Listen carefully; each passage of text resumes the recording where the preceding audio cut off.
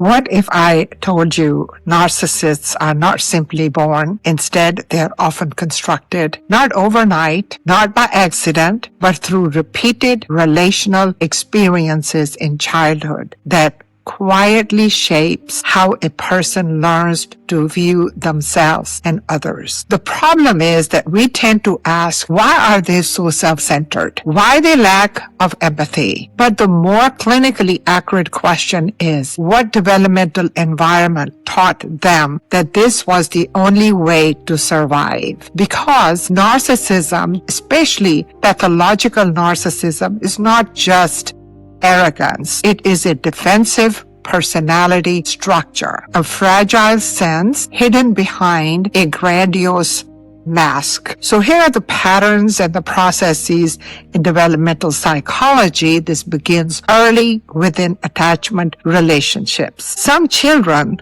are raised in environments where love is conditional. Caregivers may be emotionally unavailable, inconsistent, overly critical, or excessively idolizing. This creates what we call insecure attachment patterns. There are a few common pathways. Overvaluation without attunement. A child is told that they are special, better than others, but their emotional needs are ignored. This leads to a grandiosity without grounding. Then, chronic criticism or shame. A child is made to feel never enough. To survive, they develop a false sense, a defense identity built on superiority to avoid deep shame. Next, emotional neglect. Caregivers fail to mirror the child's inner world. The child never develops a stable sense of self, leading to identity diffusion, a reliance on external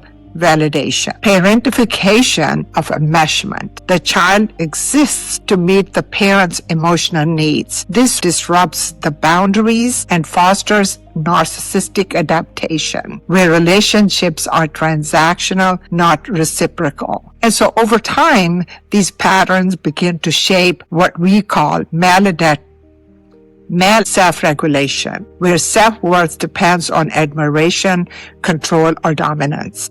Now, do narcissists raise narcissists? Not always, but often they raise children who develop similar survival strategies. One would ask, why? Well, or what? Or when? Because children model what they experience. If empathy is absent, boundaries are violated, and love is conditional, the child learns connection equals control. Vulnerability is unsafe. My values depend on performance or power. And this is what creates, we call, intergenerational transmission of trauma and attachment dysfunction. However, this is crucial. Some children of narcissistic parents go the opposite direction and they become highly empathetic, codependent, or trauma bonded. Same environment, different adaptation. So here's what I recommend that you can do. So this isn't about the blame. It really is about becoming aware. It's awareness, because once you understand this pattern, you stop personalizing the behavior